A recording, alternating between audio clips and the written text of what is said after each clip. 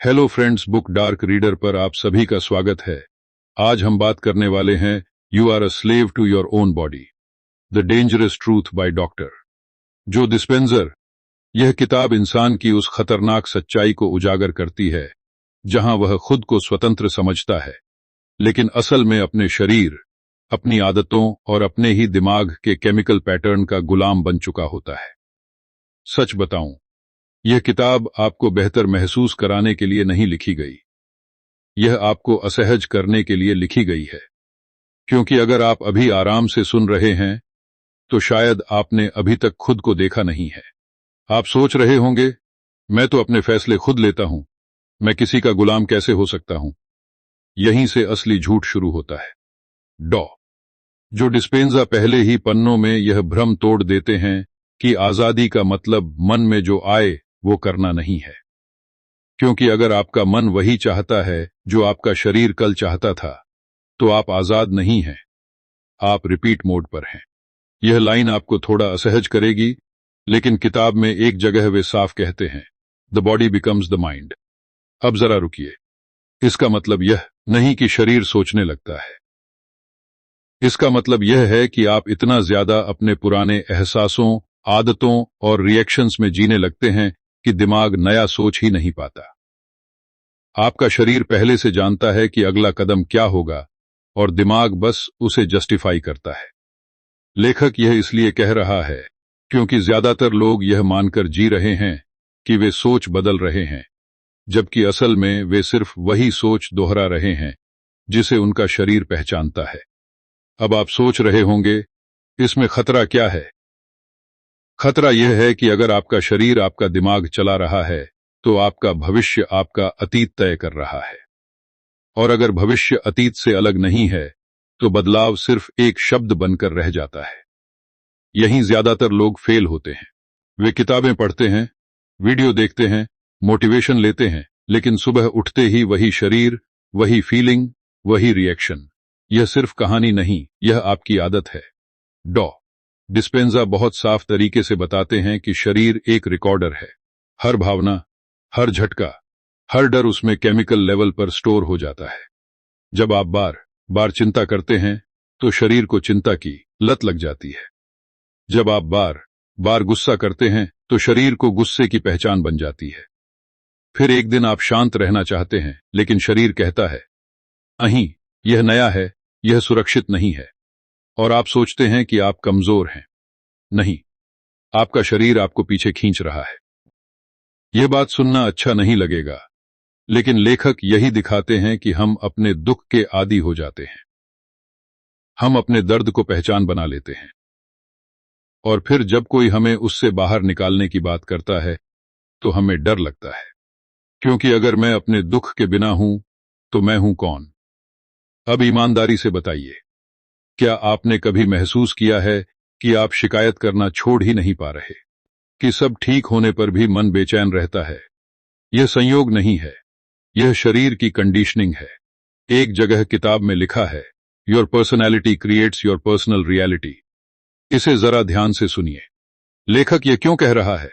क्योंकि आपकी आदतें, आपकी भावनाएं, आपके रिएक्शन, ये सब मिलकर आपकी पर्सनैलिटी बनाते हैं, और वही पर्सनैलिटी रोज वही फैसले लेती है।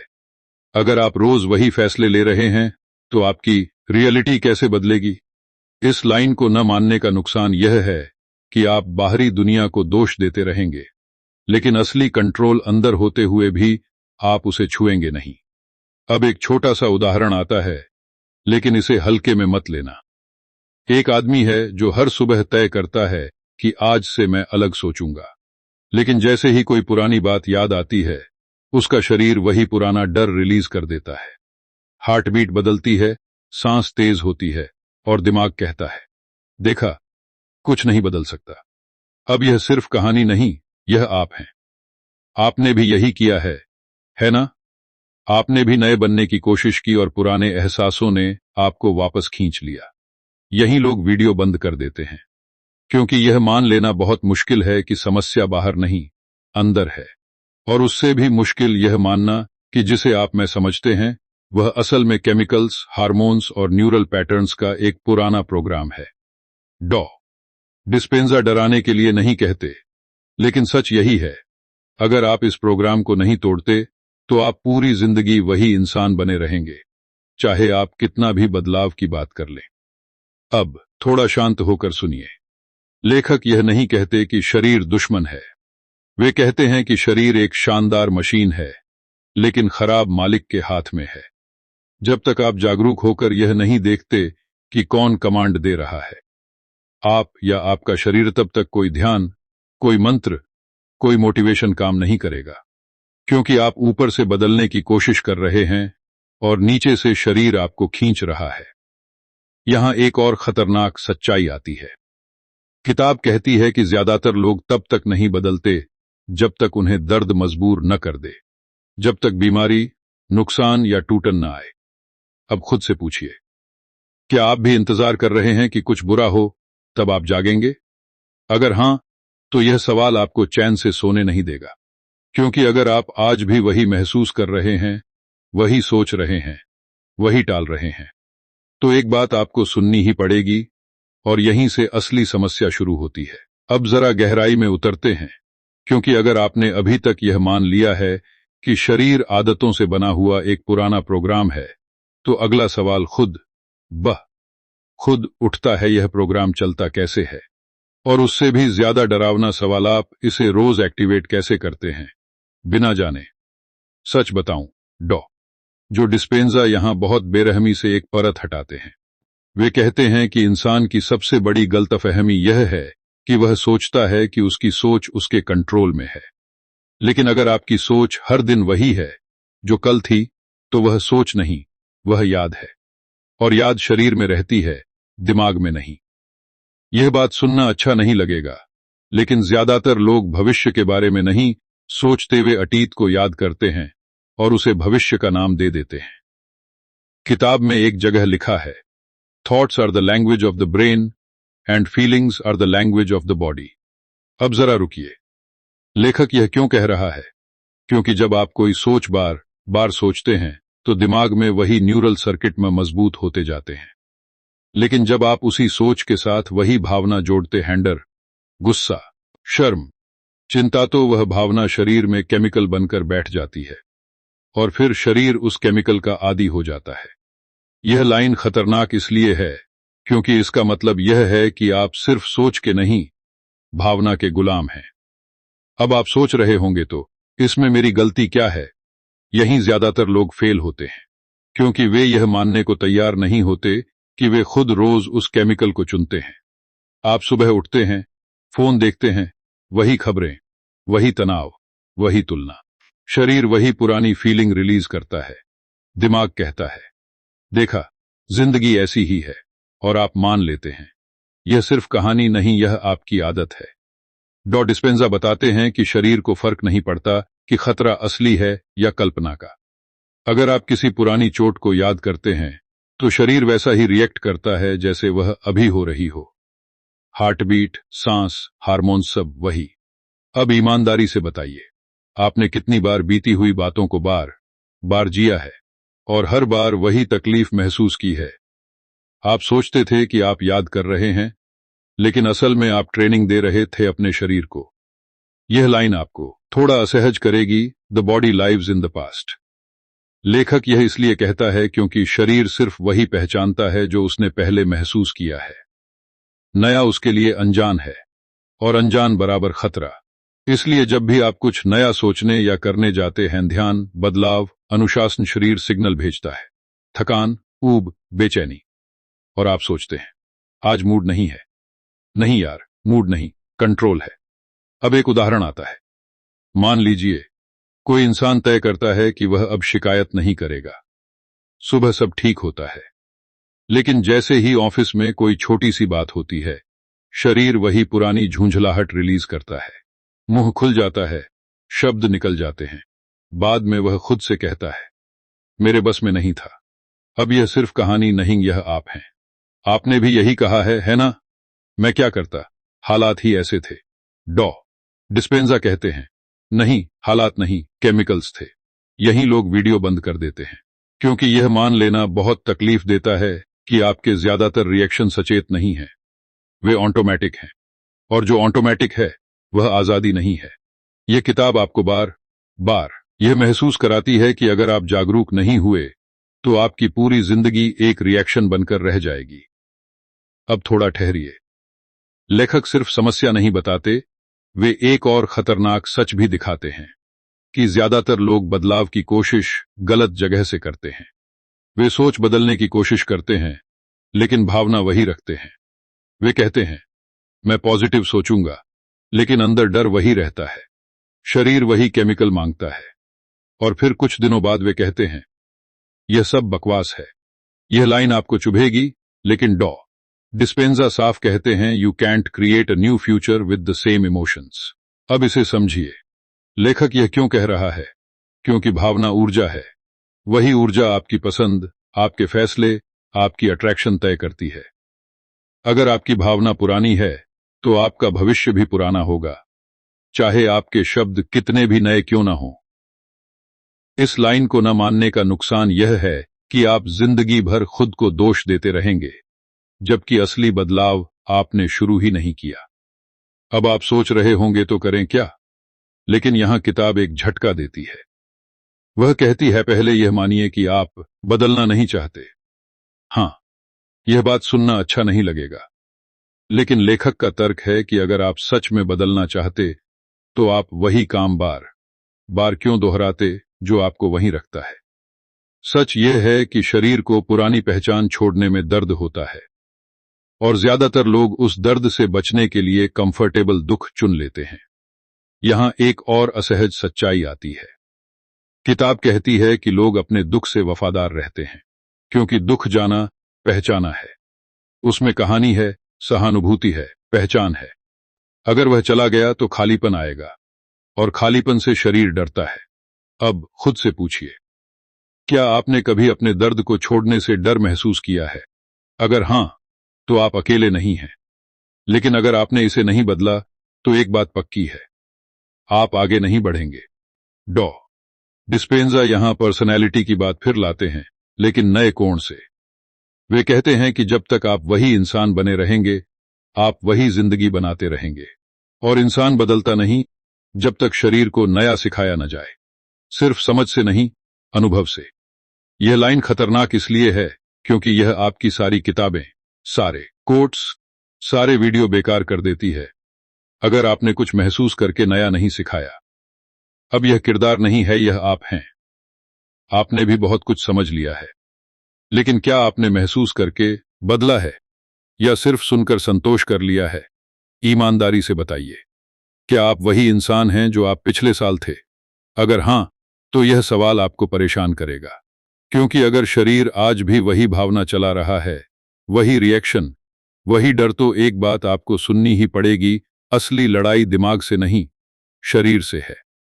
और यहीं से अगला मोड़ शुरू होता है। अब अगर आपने यहां तक खुद को रोके रखा है, तो इसका मतलब है कि कहीं न कहीं आपको यह चुभ गया है। और अच्छा है, क्योंकि डॉ जो डिस्पेंजा कहते हैं, जब तक कुछ चुभता नहीं, तब तक चेतना जागती नहीं। अब अगला सवाल और भी खतरनाक है। अगर शरीर पुरानी भावनाओं का गुलाम है और वही भावनाएं दिमाग को चलाती हैं, तो फिर बदलाव शुरू कहां से होता है? और उससे भी डरावना सवाल, क्यों ज्यादातर लोग शुरुआत ही नहीं कर पाते? सच बताऊं, यहां किताब आपको सबसे बड़ा धोखा दिखाती है। ज्यादातर लोग सोचते हैं कि बदलाव एक्शन से आता है, कि बस कुछ नया कर लो, सब बदल जाएगा। लेकिन डॉ डिस्पेंजा बहुत साफ कहते हैं कि अगर आपका एक्शन पुराने स्टेट से आ रहा है, तो वह एक्शन भी पुराना ही रिजल्ट देगा। यह बात सुनना अच्छा नहीं लगेगा, लेकिन अगर आप डर में होकर अनुशासन अपनाते हैं, तो आप अनुशासित नहीं, आप मजबूर हैं। किताब में एक बहुत सटीक लाइन आती है, the moment you decide to change, the body starts resisting. अब इसे हल्के में मत लेना। लेखक यह क्यों कह रहा है? क्योंकि जैसे ही आप कहते हैं, अब मैं अलग बनूंगा, शरीर खतरा महसूस करता है। क्यों? क्योंकि उसकी पहचान, उसकी केमिकल सेफ्टी, उसकी आदतें सब हिलने लगती हैं। यह लाइन खतरनाक इसलिए है क्योंकि अगर आपको यह समझ नहीं आया, तो आप हर बार खुद को कमजोर समझते रहेंगे, जबकि असल में आप सही रास्ते पर होते हुए भी पीछे खींचे जा रहे होते हैं। अब आप सोच रहे होंगे, तो फिर क्या हर बार थकान, आलस, शक आएगा? हाँ, और यहीं ज्यादातर लोग फेल होते हैं, क्योंकि वे सोचते हैं कि अगर मैं सही कर रहा हूं तो अच्छा महसूस होना चाहिए। लेकिन डिस्पेंजा कहते हैं गलत। अगर आप सच में बदल रहे हैं तो शुरुआत में आपको अजीब, खाली, असहज महसूस होगा, क्योंकि आपका शरीर पुराने केमिकल्स नहीं पा रहा है और वह विदड्रॉल में है। यह लाइन आपको थोड़ा असहज करेगी। Most people quit not because it's hard, but because it feels unfamiliar. लेखक यह इसलिए कह रहा है क्योंकि नया अच्छा नहीं लगता, नया बस नया होता है, और शरीर को नया पसंद नहीं। अब ईमानदारी से बताइए, आपने कितनी बार कुछ शुरू किया और कुछ दिनों में कहा, यह मेरे लिए नहीं है, यह सिर्फ कहानी नहीं, यह आपकी आदत है। अब एक उदाहरण आता है। एक महिला ध्यान शुरू करती है। पहले दिन ठीक, दूसरे दिन मन भटकता है, तीसरे दिन बेचैनी, चौथे दिन वह कहती है मुझे स्ट्रेस हो रहा है। अब यह सिर्फ कहानी नहीं, यह आप हैं। आपने भी जब खुद के साथ बैठने की कोशिश की तो अंदर का शोर बढ़ गया और आप डर गए। डिस्पेंजा कहते हैं, वह शोर नया नहीं है, वह हमेशा था। फर्क बस इतना है कि अब आप भाग नहीं रहे। यही लोग वीडियो बंद कर देते हैं, क्योंकि खुद के साथ बैठना सबसे डरावना काम है। बाहर की दुनिया से नहीं, अंदर की आदतों से सामना करना पड़ता है, और शरीर यही नहीं चाहता। वह आपको व्यस्त रखेगा, थकाएगा, उलझाएगा, ताकि आप महसूस न करें कि आप कौन हैं। अब थोड़ा ठहरिए। लेखक यहां प्रेजेंट मोमेंट की बात करता है, लेकिन किसी फिलॉसफी की तरह नहीं, वह इसे साइंस की तरह रखता है। वह कहता है, जब आप पूरी तरह अभी में होते हैं तो शरीर के पास पुराने केमिकल्स चलाने का मौका नहीं होता, क्योंकि पुरानी भावना को टाइम चाहिए, याद, कल्पना, कहानी। अभी में कहानी नहीं होती। किताब में लिखा है, to break the habit of being yourself you must be greater than your body. अब इसे महसूस कीजिए। लेखक यह क्यों कह रहा है? क्योंकि जब तक आप शरीर की हर मांग मानते रहेंगे, इंद, फोन, आराम, डिस्ट्रैक्शन, आप उससे ऊपर नहीं उठ रहे। यह लाइन खतरनाक इसलिए है क्योंकि यह आपको एक साफ चुनाव देती है, या तो आप शरीर के साथ बहेंगे या उससे ऊपर खड़े होंगे। बीच का कोई रास्ता नहीं। अब आप सोच रहे होंगे, लेकिन कैसे? दिमाग तो वही है, शरीर वही है। यही किताब एक बहुत नाजुक बात कहती है। वह कहती है, पहले बदलने की कोशिश मत करो, पहले देखो कि शरीर कब कंट्रोल ले रहा है, कब बेचैनी आ रही है, कब बहाने बन रहे हैं। बस देखो, बिना भागे, बिना रिएक्ट किए। यह सुनने में आसान लगता है, लेकिन यही असली मेहनत है।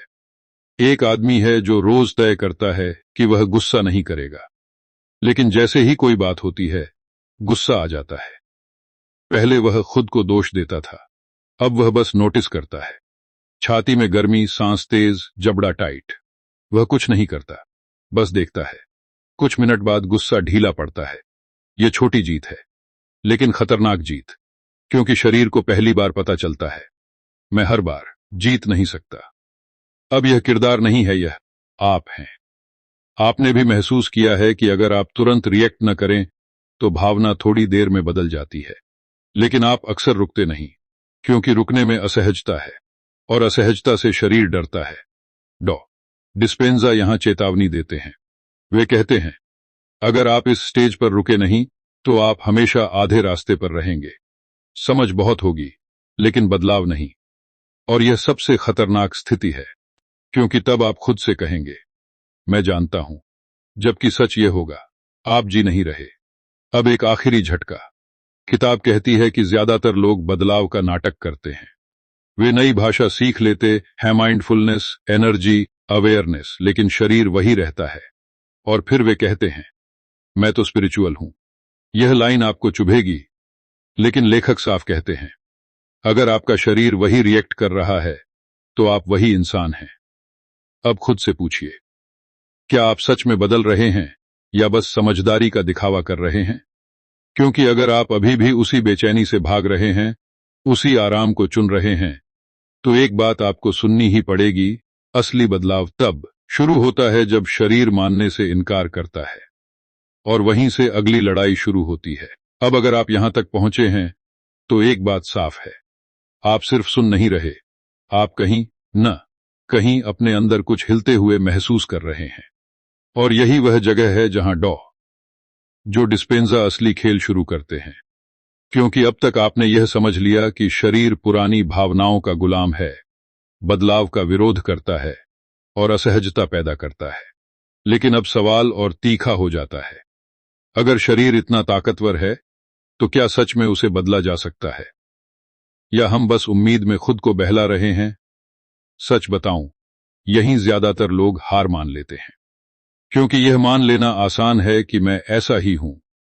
यह वाक्य सुनने में साधारण लगता है, लेकिन किताब इसे सबसे खतरनाक वाक्य मानती है। क्यों? क्योंकि जैसे ही आप यह कहते हैं, आप शरीर को पूरी सत्ता सौंप देते हैं।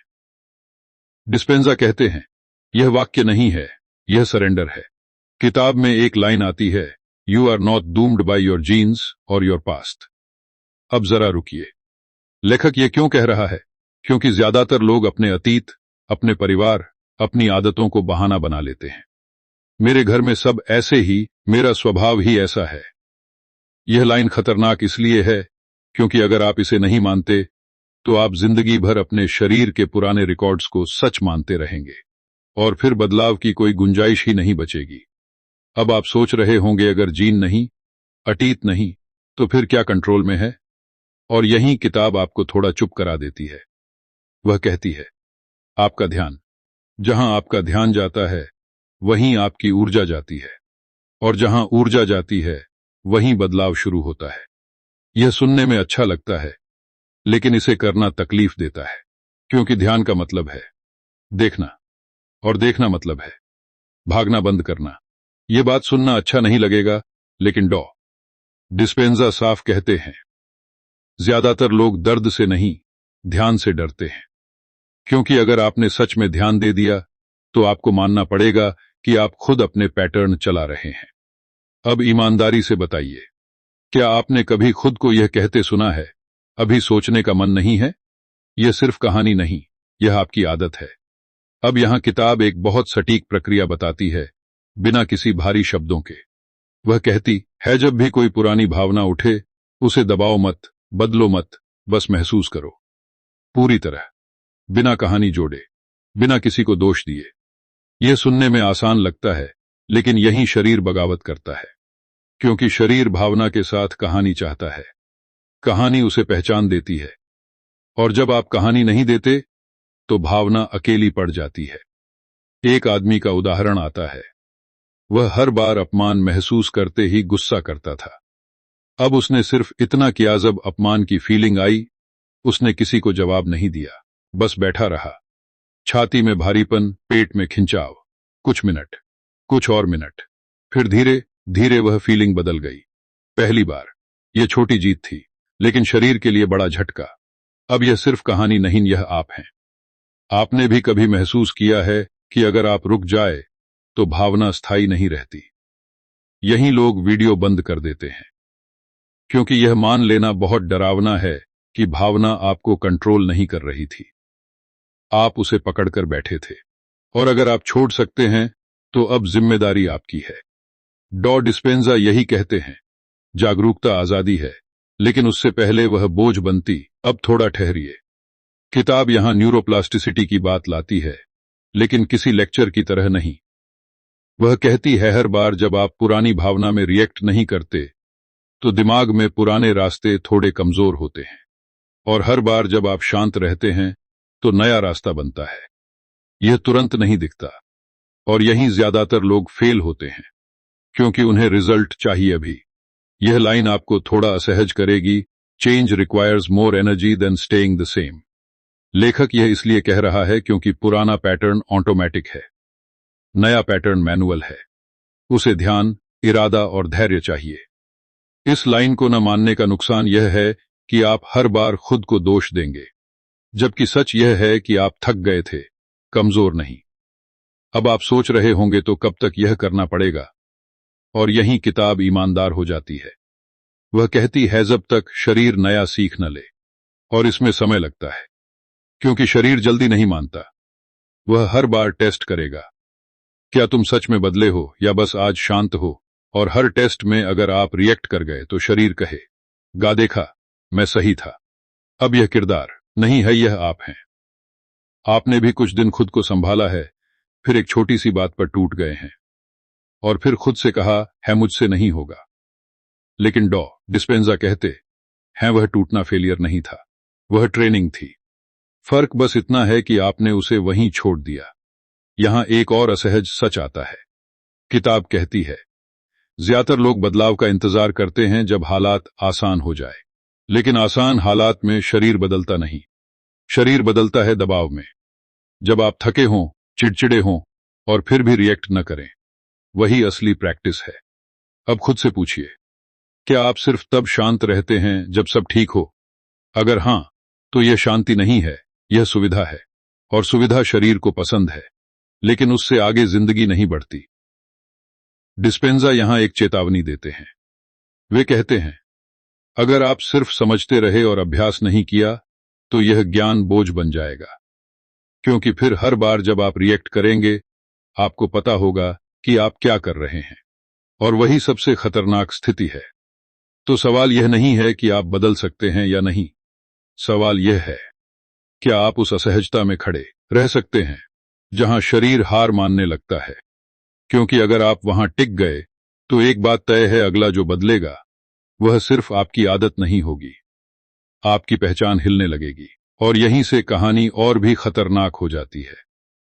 अब यहां से बात और भी निजी हो जाती है, क्योंकि अगर आपने पिछले हिस्से में यह मान लिया कि शरीर को बदला जा सकता है लेकिन वह आसानी से नहीं मानता, तो अब अगला सवाल सीधा आपकी पहचान पर आता है। आप असल में कौन हैं? और यह सवाल सुनने में जितना दार्शनिक लगता है, किताब उसे उतना ही खतरनाक और प्रैक्टिकल बना देती है। सच बताऊं, जो डिस्पेंजा यहां आकर बहुत लोगों की नींद खराब कर देते हैं, क्योंकि वे कहते हैं आप वही नहीं हैं जो आप सोचते हैं कि आप हैं। और यह बात सुनना अच्छा नहीं लगता, क्योंकि हम सबने अपनी एक कहानी बना रखी है। मैं ऐसा हूं, मेरे साथ ऐसा हुआ, इसलिए मैं ऐसा बन गया। और वही कहानी बार बार दोहराकर हम उसे सच बना लेते हैं। लेकिन लेखक यहां सीधा वार करते हैं। यह कहानी आपकी पहचान नहीं है, यह आपकी कंडीशनिंग है। किताब में एक लाइन आती है, your identity is nothing more than a memorised emotional state. जरा रुकिए, लेखक यह क्यों कह रहा है? क्योंकि जिस भावना में आप सबसे ज्यादा रहते हैं, डर, गुस्सा, शिकायत, बेचैनी, धीरे धीरे वही मैं बन जाती है। यह लाइन खतरनाक इसलिए है क्योंकि अगर आप इसे नहीं समझते तो आप अपनी भावना को अपना सच मान लेंगे और फिर आप कहेंगे मैं ऐसा ही हूं, जबकि सच यह होगा मैं ऐसा महसूस करने का आदी हो गया हूं। अब आप सोच रहे होंगे तो फिर मैं हूं कौन? यहीं ज्यादातर लोग घबरा जाते हैं, क्योंकि अगर पुरानी पहचान चली गई तो खालीपन आएगा, और खालीपन शरीर को डराता है, इसलिए वह तुरंत कोई न कोई पुरानी भावना पकड़ लेता है। डिस्पेंजा कहते हैं यही कारण है कि लोग बदलाव के बीच में टूट जाते हैं। वे पुरानी पहचान छोड़ देते हैं, लेकिन नई पहचान अभी बनी नहीं होती, और उस बीच का खालीपन सबसे असहज जगह होती है। यह बात सुनना अच्छा नहीं लगेगा, लेकिन किताब साफ कहती है ज्यादातर लोग उस खालीपन से भाग जाते हैं। वे फिर से वही पुरानी शिकायत, वही पुराना दर्द, वही पुराना गुस्सा पकड़ लेते हैं, क्योंकि कम से कम वह जाना पहचाना है। अब ईमानदारी से बताइए, क्या आपने कभी महसूस किया है कि सब ठीक होने पर भी मन बेचैन रहता है, कि जैसे कुछ कमी है?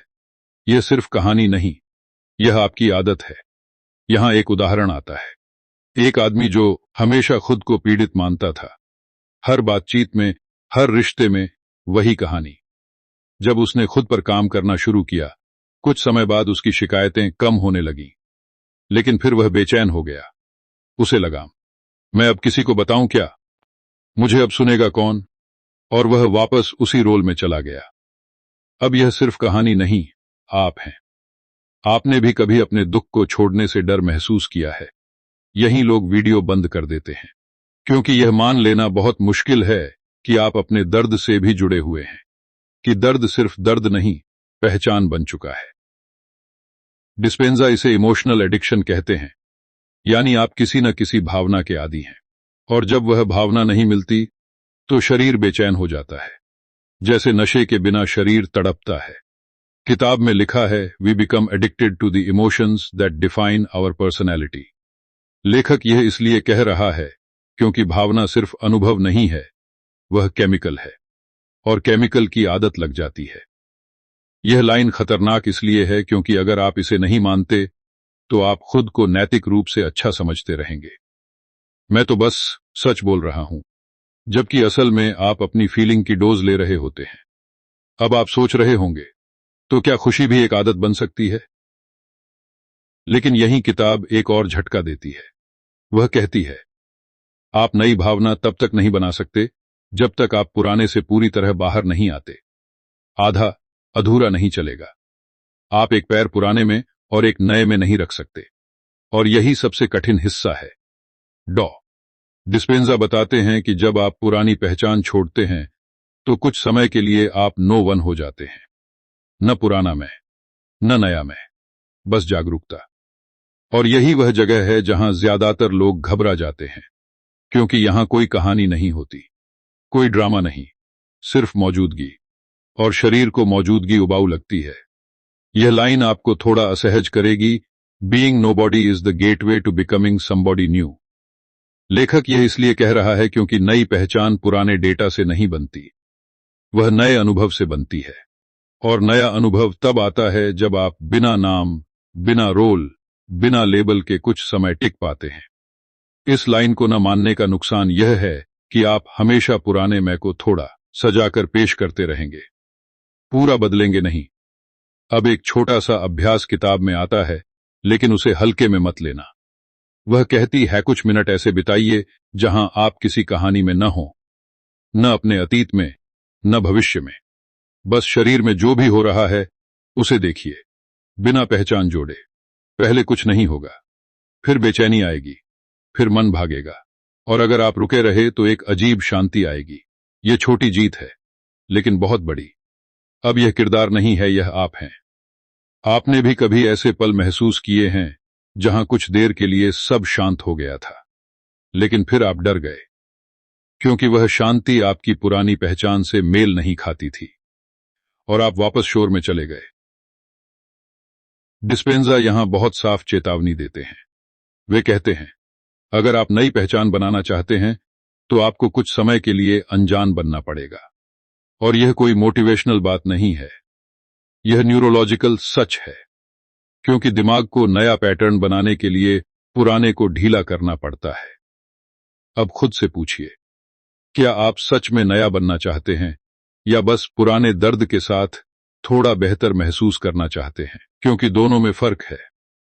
और अगर आप सिर्फ बेहतर महसूस करना चाहते हैं तो शरीर वही खेल खेलता रहेगा। यहां से कहानी और भी तीखी होने वाली है, क्योंकि अगला सवाल यह नहीं रहेगा कि आप क्या छोड़ रहे हैं। अगला सवाल होगा, आप नया क्या बना रहे हैं?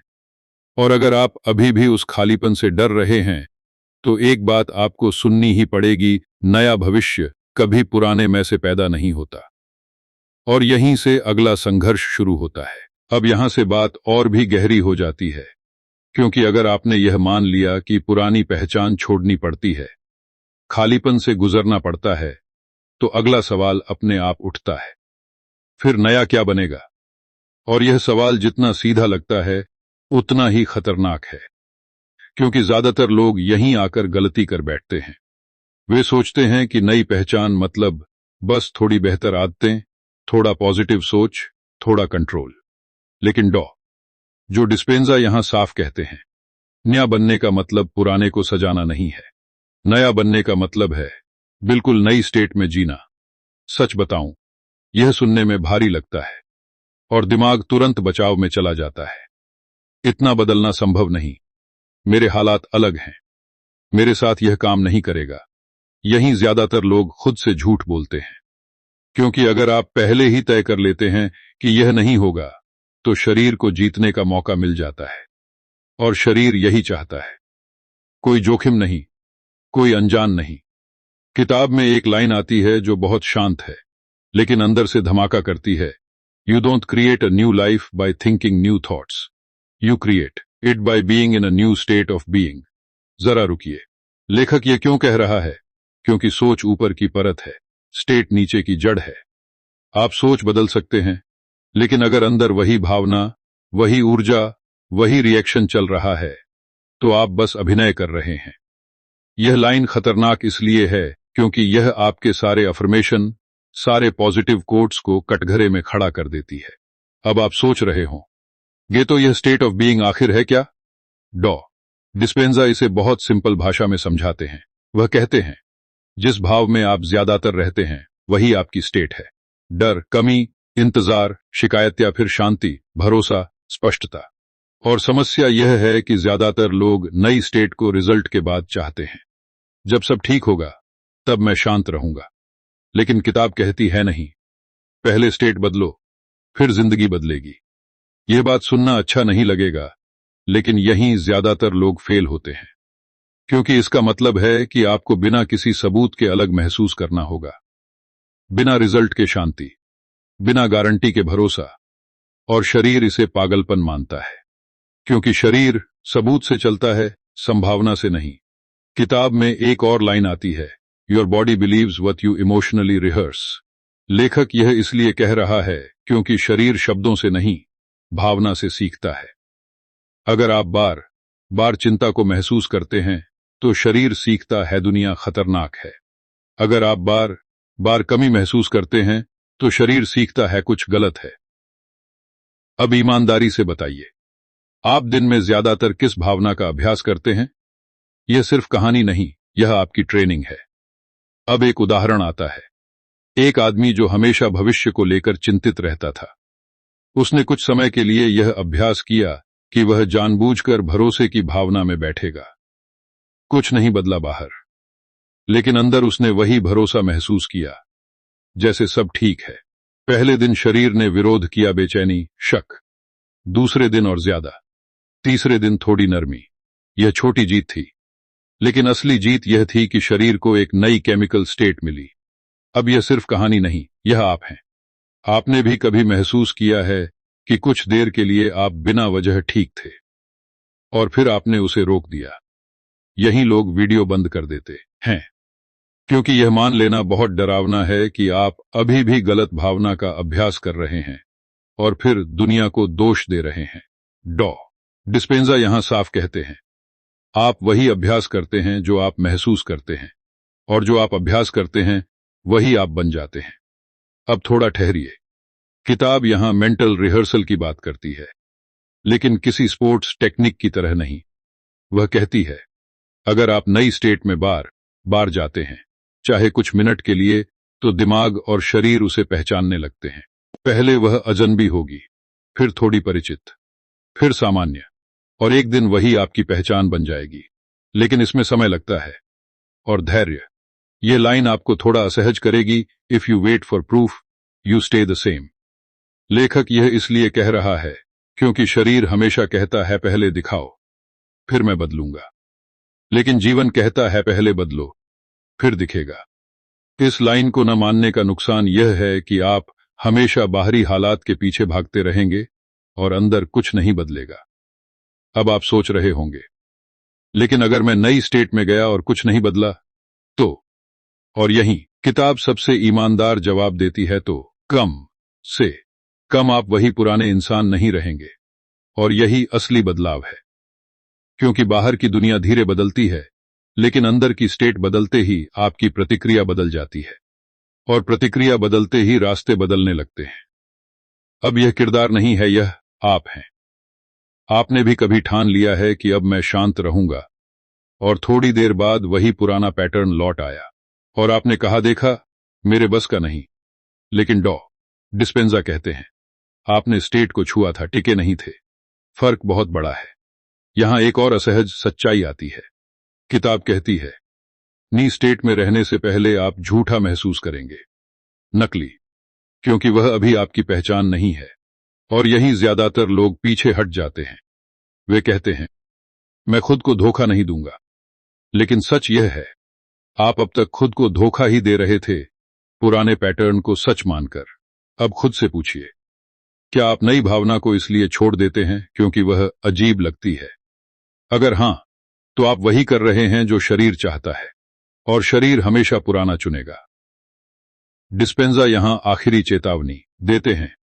वे कहते हैं, अगर आप नई स्टेट को आदत नहीं बनाते तो पुरानी स्टेट आपको वापस खींच लेगी, हर बार, क्योंकि वह मजबूत है, जानी पहचानी है। लेकिन यह भी सच है, अगर आप नई स्टेट में टिक गए तो पुरानी पहचान खुद ढीली पड़ने लगेगी। तो सवाल यह नहीं है कि आप क्या सोच रहे हैं, सवाल यह है, आप क्या महसूस करने का अभ्यास कर रहे हैं? क्योंकि अगर आप अभी भी वही भावना चुन रहे हैं, वही डर, वही कमी, वही बेचैनी, तो एक बात आपको सुननी ही पड़ेगी, आप शरीर को नया भविष्य सिखा ही नहीं रहे। और यहीं से अगला टकराव शुरू होता है। अब यहां से बात और भी सख्त हो जाती है, क्योंकि अगर आपने यह मान लिया कि नई स्टेट में रहना पड़ता है, बिना सबूत के, बिना गारंटी के, तो अब एक बहुत असहज सवाल उठता है, क्यों कुछ लोग सच में बदल जाते हैं और ज्यादातर लोग बस कोशिश करते रह जाते हैं? और यह सवाल आपको अच्छा नहीं लगेगा, क्योंकि इसका जवाब बाहर नहीं, आपके अंदर छुपा है। सच बताऊं, जो डिस्पेंजा यहां कोई मीठी बात नहीं करते। वे कहते हैं, ज्यादातर लोग बदलाव को चाहते नहीं हैं, वे बस दर्द से छुटकारा चाहते हैं। और दोनों में जमीन आसमान का फर्क है। दर्द से छुटकारा मतलब स्थिति बदले, बदलाव मतलब मैं बदलूं, चाहे स्थिति अभी वही रहे। यह बात सुनना अच्छा नहीं लगेगा, लेकिन अगर आप सिर्फ इसलिए ध्यान कर रहे हैं, सोच बदल रहे हैं, क्योंकि आप परेशान हैं, तो जैसे ही परेशानी थोड़ी कम होगी, आप वापस पुराने बन जाएंगे। किताब में एक बहुत सीधी लेकिन खतरनाक लाइन आती है, people wait for crisis to change. जरा इसे महसूस कीजिए। लेखक यह क्यों कह रहा है? क्योंकि जब तक हालात सहने लायक होते हैं, शरीर बदलाव की इजाजत नहीं देता। वह कहता है, चल रहा है ना, झेल लो, और आप झेलते रहते हैं। यह लाइन खतरनाक इसलिए है क्योंकि अगर आप इंतजार कर रहे हैं कि कुछ बड़ा टूटे तब आप जागेंगे, तो आप अपनी जिंदगी किसी एक्सीडेंट के हवाले कर रहे हैं। अब आप सोच रहे हो, ये तो क्या बिना दर्द के बदलाव नहीं हो सकता? हो सकता है, लेकिन उसके लिए एक चीज चाहिए, निर्णय, आधा नहीं, पूरा। डिस्पेंजा कहते हैं, जब इंसान सच में फैसला करता है तो शरीर और दिमाग दोनों को एक नया आदेश मिलता है। लेकिन ज्यादातर लोग ट्राई करते हैं, और ट्राई करना शरीर की भाषा में मतलब होता है, अगर मुश्किल हुई तो वापस आ जाऊंगा। यह लाइन आपको थोड़ा असहज करेगी, trying keeps the old self alive. लेखक यह इसलिए कह रहा है क्योंकि ट्राई करने में पीछे हटने का रास्ता खुला रहता है, और शरीर उसी रास्ते पर भरोसा करता है। इस लाइन को न मानने का नुकसान यह है कि आप खुद को ईमानदार समझते रहेंगे। मैं कोशिश तो कर रहा हूं, लेकिन असल में आप सुरक्षा बनाए रख रहे होते हैं। अब एक उदाहरण आता है। एक आदमी तय करता है कि वह अब खुद को कम आंकना बंद करेगा। पहले दिन ठीक, दूसरे दिन किसी ने कुछ कह दिया, अंदर वही पुरानी हीनता उठी। उसने खुद से कहा, चलो कोई बात नहीं, मैं ट्राई कर रहा हूं, और वहीं उसने पुरानी पहचान को जिंदा रखा। अब यह सिर्फ कहानी नहीं, यह आप हैं।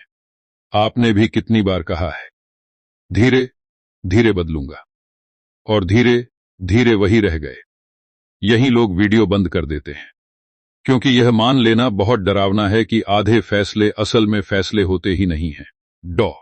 डिस्पेंजा साफ कहते हैं, शरीर आधे आदेश नहीं समझता, या तो पुराना या नया, बीच में वह आपको घसीट ले जाएगा।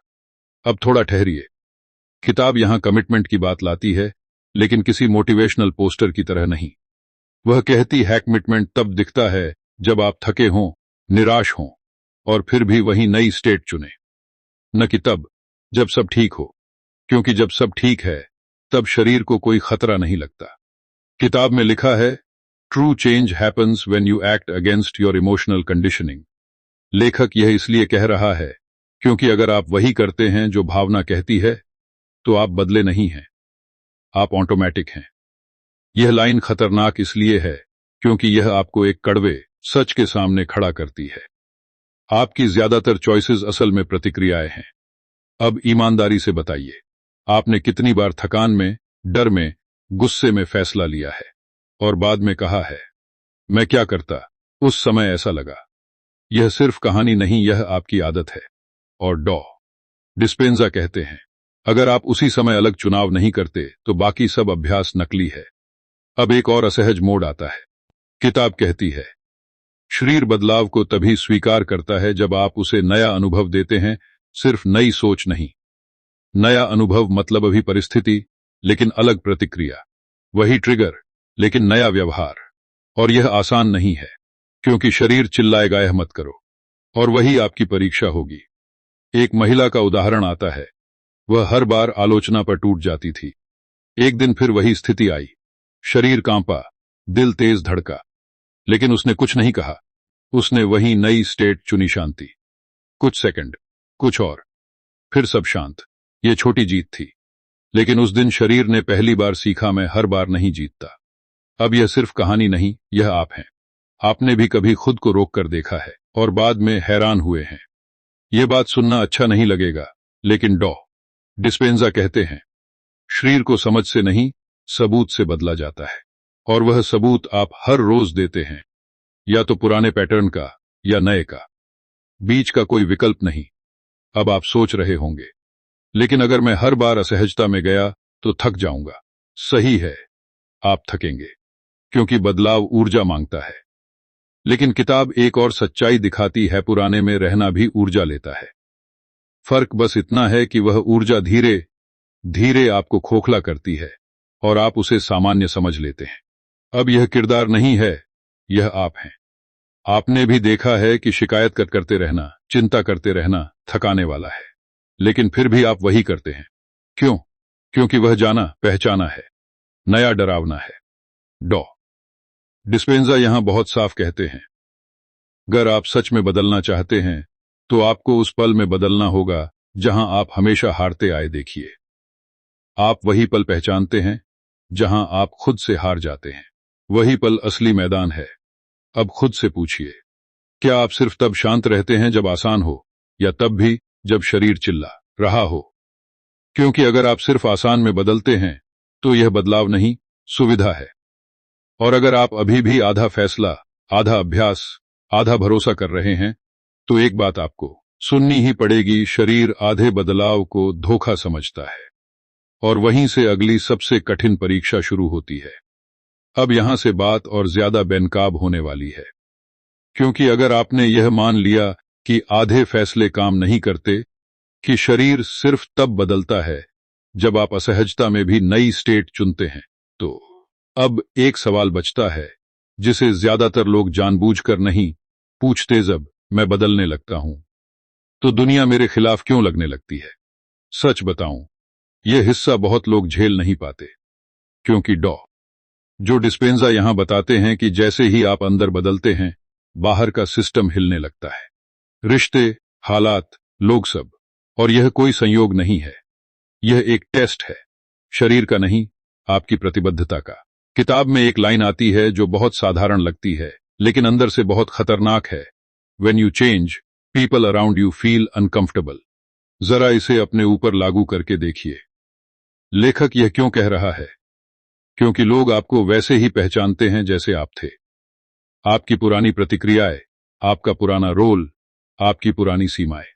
जब आप वह देना बंद कर देते हैं तो उन्हें लगता है कुछ गड़बड़ है, और वे आपको वापस खींचने की कोशिश करते हैं, कभी मजाक में, कभी ताने में, कभी चिंता के नाम पर। यह लाइन खतरनाक इसलिए है क्योंकि अगर आप इसे नहीं समझते तो आप सोचेंगे कि शायद आप गलत कर रहे हैं, और यहीं ज्यादातर लोग फेल होते हैं। वे अंदर बदलते हैं, लेकिन बाहर से अप्रूवल ढूंढते हैं, और जब अप्रूवल नहीं मिलता तो वे खुद पर शक करने लगते हैं। अब ईमानदारी से बताइए, क्या आपने कभी कुछ नया शुरू किया और किसी ने कहा, तू बदल गया है, और वह लाइन सुनकर आपको अच्छा नहीं लगा? यह सिर्फ कहानी नहीं, यह आपकी आदत है, क्योंकि शरीर को सिर्फ अपनी नहीं, दूसरों की आदतों की भी लत होती है। डिस्पेंजा यहां एक बहुत साफ सच बताते हैं, आपका बदलाव दूसरों के लिए आईना बन जाता है, और आईना हर किसी को पसंद नहीं आता, क्योंकि उसमें उन्हें अपनी जड़ता दिखती है, और उससे बचने के लिए वे आपको ही गलत ठहराते हैं। यही लोग वीडियो बंद कर देते हैं, क्योंकि यह मान लेना बहुत तकलीफ देता है कि आपके अपने लोग भी कभी कभी आपकी ग्रोथ के खिलाफ खड़े हो सकते हैं। लेकिन लेखक साफ कहते हैं वे बुरे नहीं हैं, वे बस अपने कंफर्ट को बचा रहे हैं। अब एक उदाहरण आता है। एक आदमी जो हमेशा सबकी हां में हां मिलाता था, उसने पहली बार नहीं कहा। सामने वाला नाराज हो गया, उसे लगा मैं गलत हूं, अंदर अपराधबोध आया और उसने फिर से हां कह दी। अब यह सिर्फ कहानी नहीं, यह आप हैं। आपने भी अपनी शांति किसी और की असहजता के बदले बेची है। यह बात सुनना अच्छा नहीं लगेगा, लेकिन किताब कहती है जब आप बदलते हैं तो पहले आप अकेले होते हैं, क्योंकि पुरानी पहचान छूट चुकी होती है और नई पहचान अभी स्वीकार नहीं हुई होती। और यही वह जगह है जहां ज्यादातर लोग पीछे हट जाते हैं, क्योंकि अकेलापन शरीर को डराता है। किताब में एक और लाइन आती है, loneliness is often the price of transformation. लेखक यह इसलिए कह रहा है क्योंकि बदलाव भीड़ में नहीं होता। भीड़ में आप वही बनकर रहते हैं जो सब चाहते हैं। यह लाइन खतरनाक इसलिए है क्योंकि अगर आप इससे भागते हैं तो आप खुद को ही छोड़ देते हैं। अब आप सोच रहे होंगे, तो क्या बदलने का मतलब सब खो देना है? लेकिन इसका मतलब है कुछ समय के लिए बिना सहारे चलना, बिना तारीफ, बिना समझे जाने। और यही असली ट्रेनिंग है, क्योंकि यहां आप यह सीखते हैं कि आपकी नई स्टेट किसी के रिएक्शन पर निर्भर नहीं है। अब यह किरदार नहीं है, यह आप हैं। आपने भी कभी चुपचाप सही किया है और कोई नोटिस नहीं किया, और आपको अंदर से गुस्सा आया है और आपने सोचा फायदा क्या, और वहीं आपने पुरानी पहचान को वापस बुला लिया है। डॉ डिस्पेंजा यहां बहुत स्पष्ट चेतावनी देते हैं। वे कहते हैं अगर आप अपनी नई स्टेट को लोगों की प्रतिक्रिया से जोड़ देंगे तो आप कभी स्थिर नहीं रह पाएंगे, क्योंकि लोग बदलते रहते हैं, उनकी राय बदलती रहती है। लेकिन आपकी स्टेट को स्थिर होना होगा, वरना शरीर फिर से कंट्रोल ले लेगा। यह लाइन आपको थोड़ा असहज करेगी। If you need validation you are not free. लेखक यह इसलिए कह रहा है क्योंकि अप्रूवल की भूख भी एक केमिकल लत है। जब कोई आपको मानता है तो शरीर को अच्छा केमिकल मिलता है और आप उसके आदी हो जाते हैं। इस लाइन को न मानने का नुकसान यह है कि आप हर बार खुद को दूसरों के मूड के हिसाब से ढालते रहेंगे। अब थोड़ा ठहरिए। किताब यहां एक और गहरा सच बताती है। आपका सबसे बड़ा ट्रिगर वही लोग होंगे जिनके साथ आपने सबसे ज्यादा समय बिताया है, क्योंकि वही आपके पुराने पैटर्न जानते हैं और वही अनजाने में आपको पुराने रोल में धकेलते हैं। और अगर आप वहीं टिक गए, वही शांत रहे, वही नई स्टेट चुनी, तो वही आपकी सबसे बड़ी जीत होगी। एक महिला का उदाहरण आता है। वह हर बार परिवार के सामने खुद को छोटा महसूस करती थी। इस बार भी वही ताना आया, शरीर कांपा, शब्द गले तक आए, लेकिन उसने कुछ नहीं कहा, बस शांत रही। अंदर कुछ टूटा, लेकिन बाहर कुछ नहीं। बाद में वह रोई, लेकिन वह रोना पुराना नहीं था, वह रिलीज था। यह छोटी जीत थी, लेकिन बहुत गहरी। अब यह सिर्फ कहानी नहीं, यह आप हैं। आपने भी कभी खुद को रोका है और बाद में अंदर कुछ हल्का महसूस किया है, लेकिन फिर आपने खुद को कहा अगली बार नहीं करूंगा, क्योंकि वह असहज था। डॉ डिस्पेंजा कहते हैं अगर आप इस असहजता को पार कर लेते हैं तो एक दिन कुछ बदलता है। लोग या तो आपके नए रूप को स्वीकार कर लेते हैं या खुद दूर हो जाते हैं, और दोनों ही सही होते हैं, क्योंकि तब आपकी ऊर्जा साफ हो चुकी होती है। अब खुद से पूछिए, क्या आप अपने बदलाव के लिए अकेले खड़े हो सकते हैं, बिना तालियों के, बिना सपोर्ट के, बिना समझाए? क्योंकि अगर आप हर बार किसी का हाथ ढूंढते हैं तो शरीर वही पुरानी सुरक्षा पकड़ लेगा। और अगर आप अभी भी यह उम्मीद कर रहे हैं कि सब समझेंगे, सब साथ देंगे, सब खुश होंगे, तो एक बात आपको सुननी ही पड़ेगी, असली बदलाव पहले आपको अलग करता है, जोड़ता बाद में है।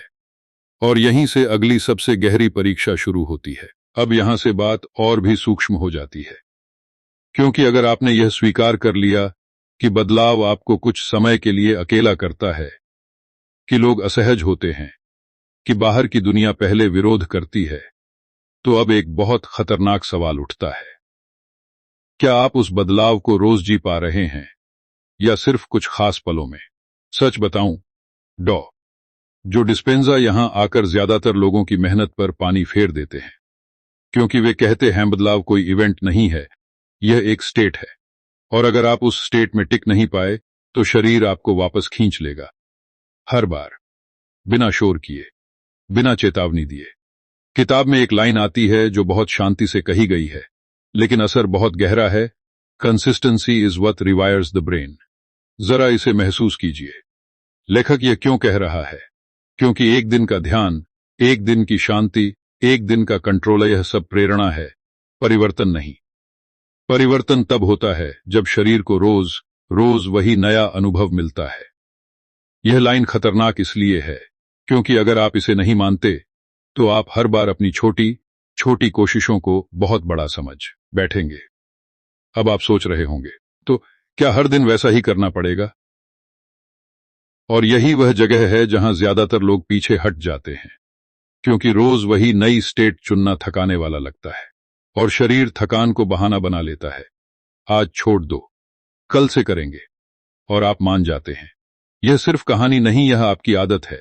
डॉ डिस्पेंजा बताते हैं कि शरीर पैटर्न से सीखता है, इंटेंसिटी से नहीं। मतलब एक बार बहुत जोर से कोशिश करने से ज्यादा असर रोज थोड़ी थोड़ी जागरूकता का होता है। लेकिन हमारा दिमाग ड्रामा पसंद करता है। हमें लगता है अगर मैं बहुत स्ट्रांग फील नहीं कर रहा तो कुछ हो नहीं रहा, और यहीं हम हार जाते हैं। यह लाइन आपको थोड़ा असहज करेगी। Change is often quite, not dramatic. लेखक यह इसलिए कह रहा है क्योंकि असली बदलाव में शोर नहीं होता, कोई ताली नहीं, कोई वाहवाही नहीं, सिर्फ अंदर एक हल्का सा शिफ्ट। इस लाइन को न मानने का नुकसान यह है कि आप हमेशा एक्साइटमेंट ढूंढते रहेंगे और शांति को बोरियत समझकर छोड़ देंगे। अब एक उदाहरण आता है।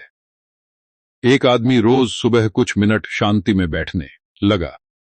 पहले हफ्ते उसे कुछ खास महसूस नहीं हुआ, दूसरे हफ्ते भी नहीं, तीसरे हफ्ते एक दिन किसी ने उसे उकसाया और उसने वैसा रिएक्ट नहीं किया जैसा पहले करता था। बाद में उसे एहसास हुआ कुछ बदला है। अब यह सिर्फ कहानी नहीं, यह आप हैं। आपने भी कभी बाद में नोटिस किया है कि आप पहले से थोड़ा अलग हैं। यही लोग वीडियो बंद कर देते हैं, क्योंकि यह मान लेना बहुत मुश्किल है कि बदलाव का पता आपको तुरंत नहीं चलता, और शरीर तुरंत रिजल्ट चाहता है। वह कहता है, अगर फायदा नहीं दिख रहा तो क्यों मेहनत करें, और आप फिर पुराने पैटर्न में चले जाते हैं। डॉ डिस्पेंजा यहां एक और गहरी बात कहते हैं। अगर आप नई स्टेट को सिर्फ तब चुनते हैं जब आपको याद आता है, तो आप अभी भी पुराने के कंट्रोल में हैं।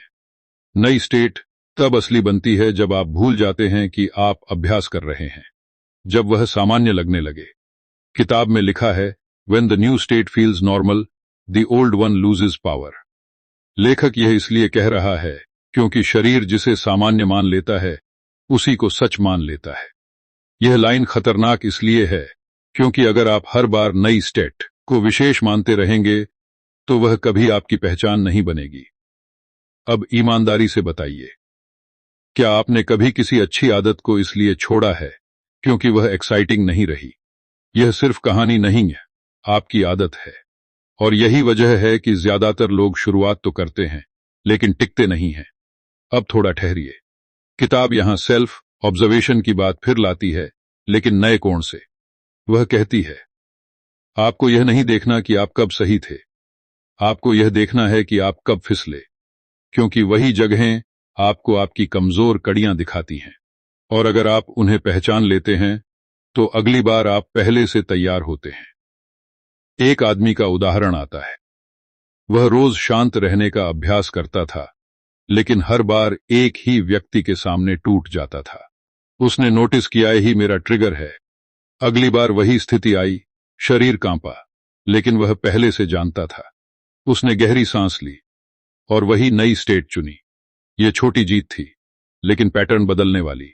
अब यह किरदार नहीं है, यह आप हैं।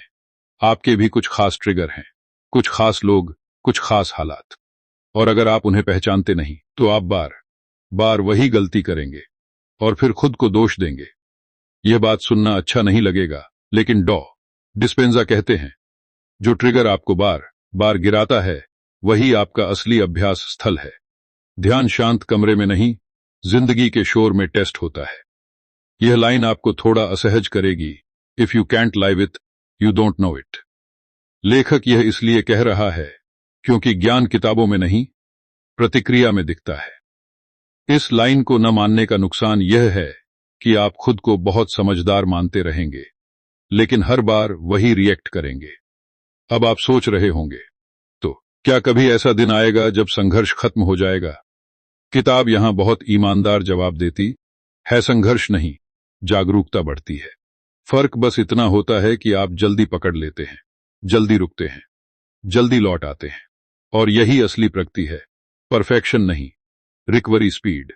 लेकिन यह समझ बहुत लोगों को पसंद नहीं आती, क्योंकि इसमें अहंकार को जगह नहीं मिलती। अब यह किरदार नहीं है, यह आप हैं।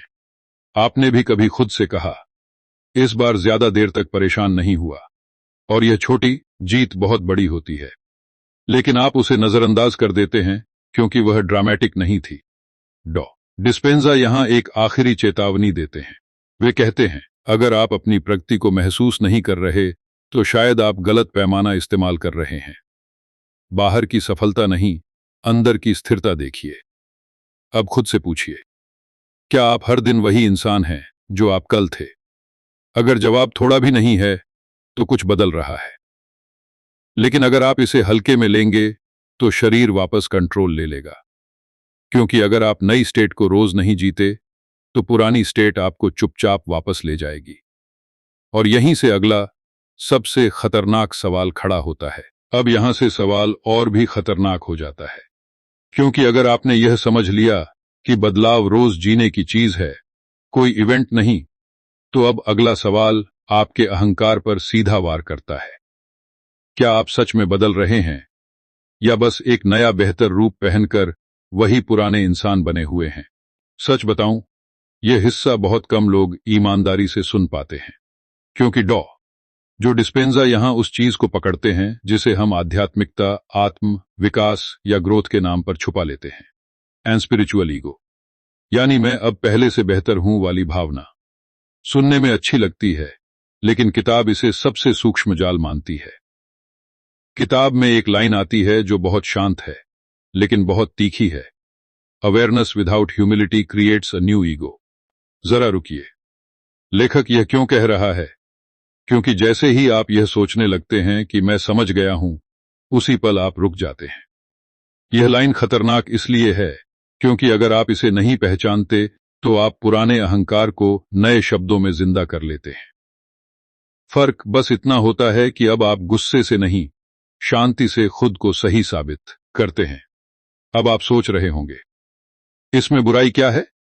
बुराई यह है कि जहां अहंकार आ गया वहां सीख बंद हो गई, और जहां सीख बंद हुई वहां शरीर फिर से कंट्रोल लेने लगता है। क्योंकि अहंकार को असहजता पसंद नहीं। वह कहता है, अब मुझे कुछ साबित नहीं करना।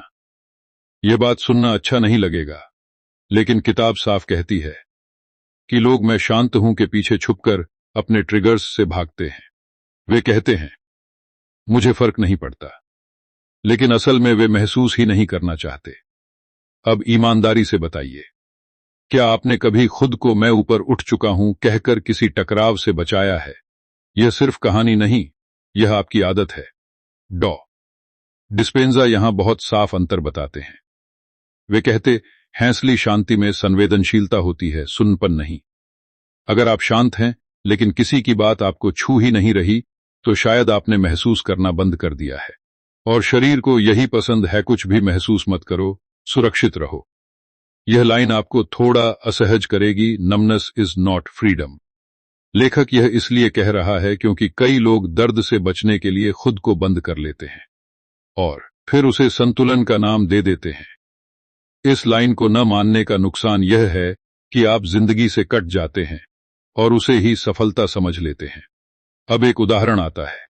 एक आदमी जो पहले बहुत रिएक्ट करता था, अब चुप रहने लगा। बाहर से सब ठीक लग रहा था, लेकिन अंदर वह कुछ महसूस ही नहीं कर रहा था, न खुशी न दुख, बस फ्लैट। उसने सोचा, मैं बदल गया हूं, लेकिन अंदर से वह और ज्यादा दूर हो गया था। अब यह सिर्फ कहानी नहीं, यह आप हैं।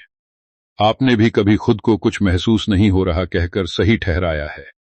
यही लोग वीडियो बंद कर देते हैं, क्योंकि यह मान लेना बहुत डरावना है कि आप बदलाव के नाम पर खुद को सुन्न बना रहे हैं।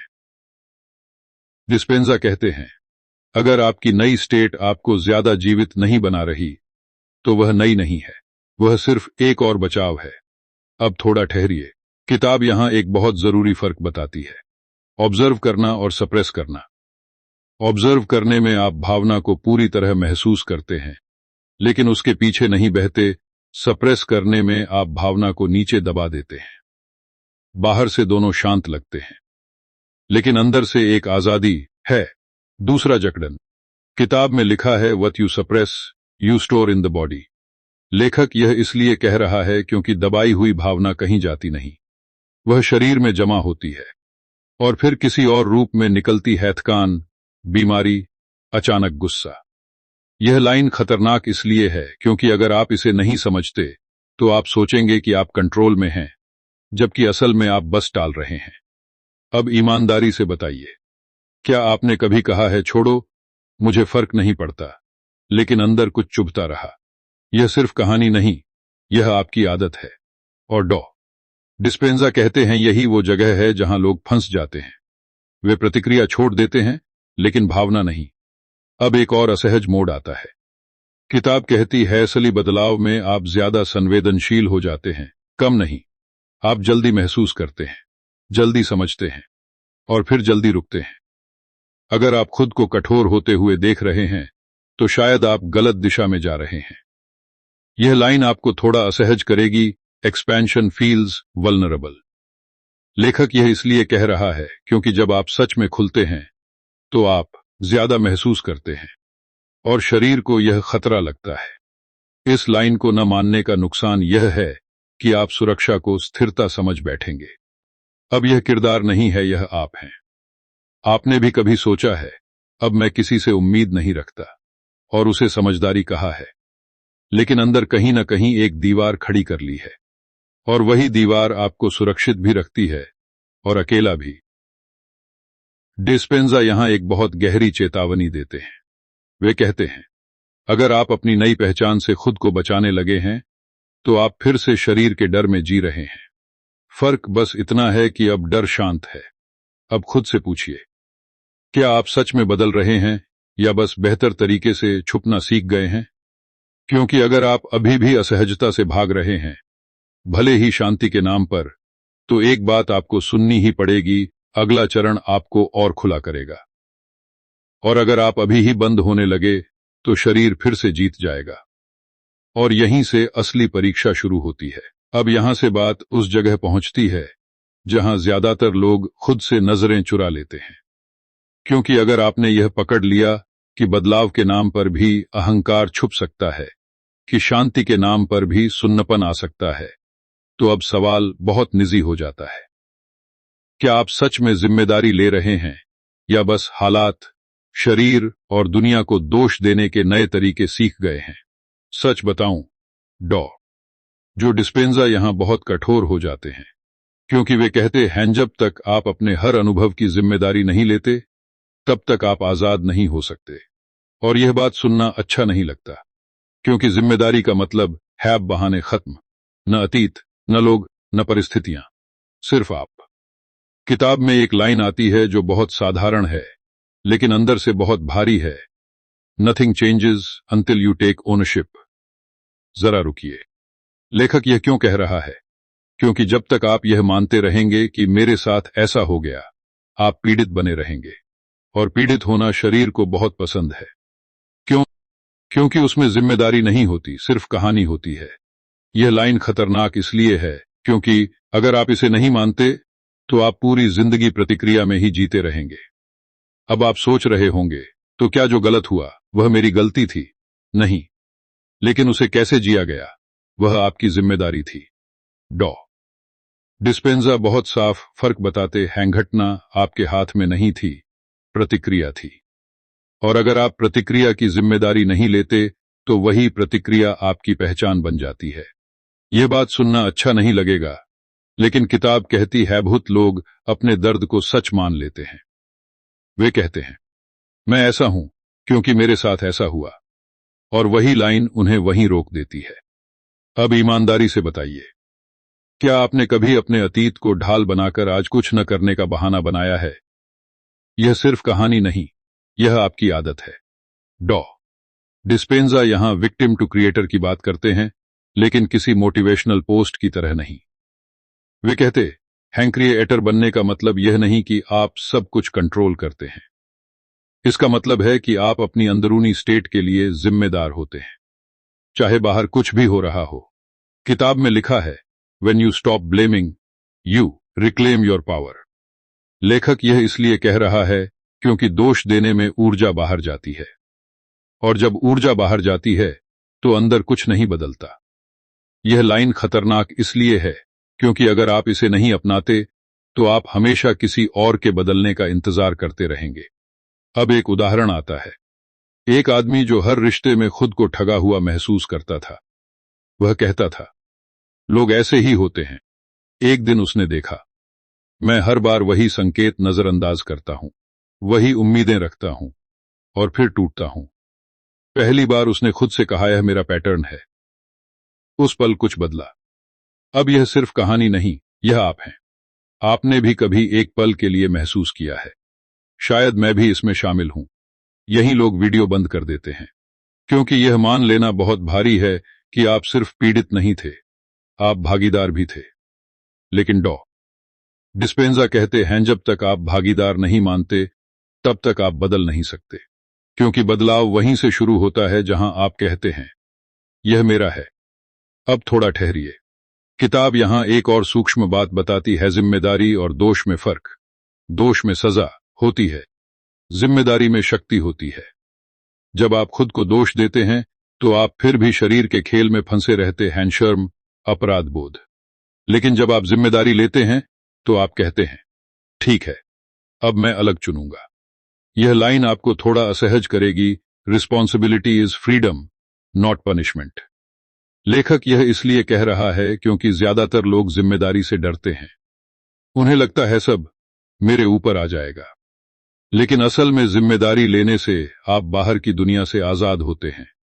इस लाइन को न मानने का नुकसान यह है कि आप हमेशा कंट्रोल से बाहर महसूस करेंगे। अब ईमानदारी से बताइए, क्या आपने कभी कहा है, मैं क्या कर सकता हूं, हालात ही ऐसे हैं?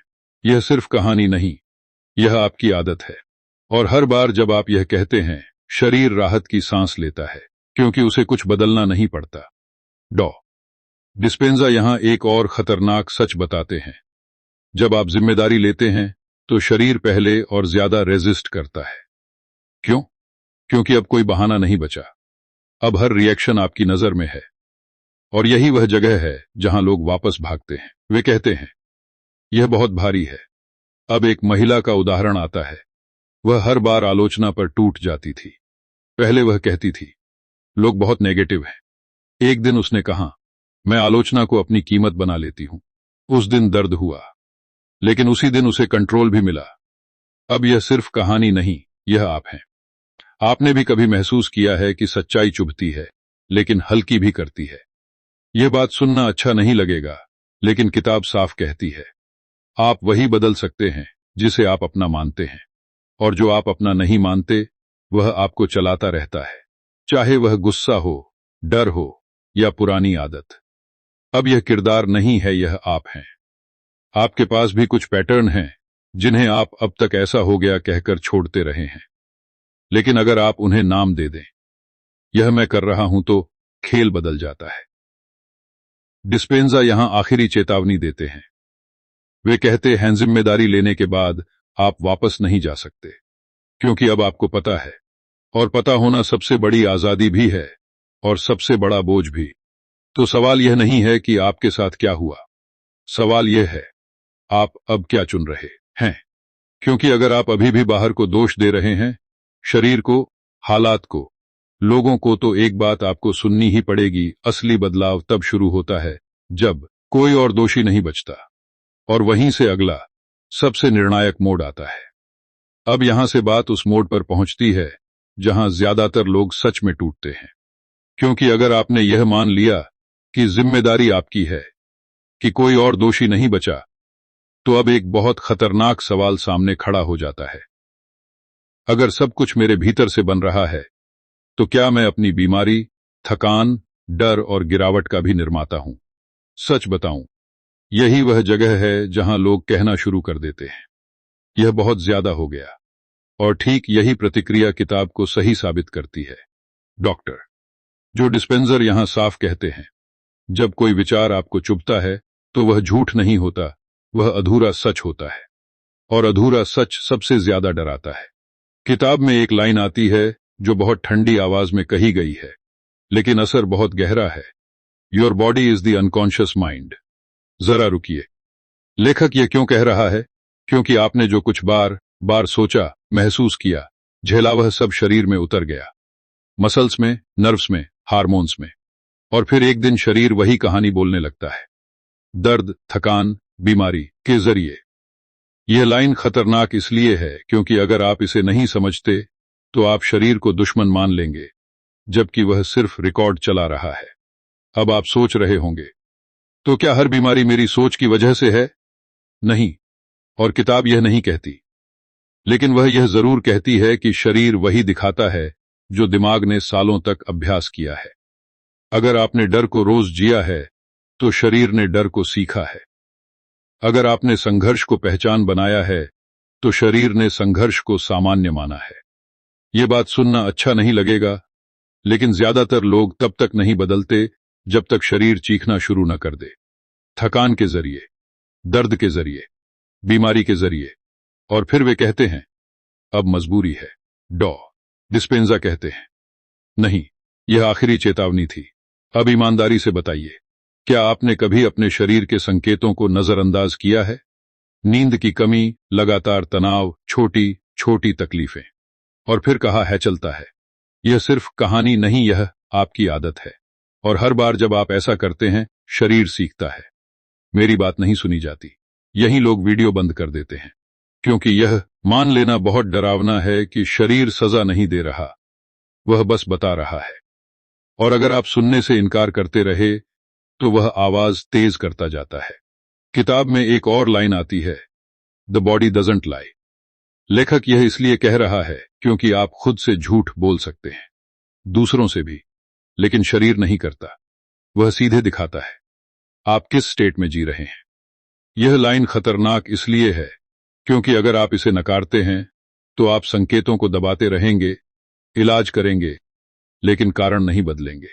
अब एक उदाहरण आता है। एक आदमी जो हमेशा खुद पर दबाव रखता था, हर चीज परफेक्ट चाहिए, बाहर से सफल, अंदर से तनाव। कुछ साल बाद शरीर जवाब देने लगा, डॉक्टर, दवाइयां, सब। लेकिन जब उसने पहली बार यह देखा, मैं खुद को कभी आराम नहीं देता, तब कुछ बदला। उसने बाहरी इलाज के साथ अंदर की स्टेट बदली। यह सिर्फ कहानी नहीं, यह आप हैं। आपने भी कभी अपने शरीर को तभी सुना है जब उसने मजबूर किया। डॉ डिस्पेंजा यहां एक बहुत नाजुक फर्क बताते हैं। वे कहते हैं, बीमारी को दोष मत दो, उससे सीखो, क्योंकि बीमारी भी एक फीडबैक है।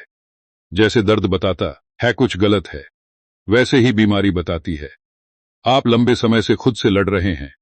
यह लाइन आपको थोड़ा असहज करेगी, healing begins when you stop fighting your body. लेखक यह इसलिए कह रहा है क्योंकि ज्यादातर लोग शरीर से नाराज रहते हैं, यह मेरा साथ क्यों नहीं दे रहा। लेकिन शरीर पूछ रहा होता है, मेरा साथ कब दोगे?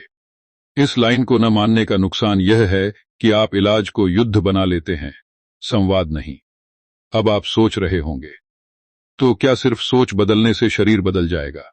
नहीं। और यहां किताब बहुत ईमानदार है।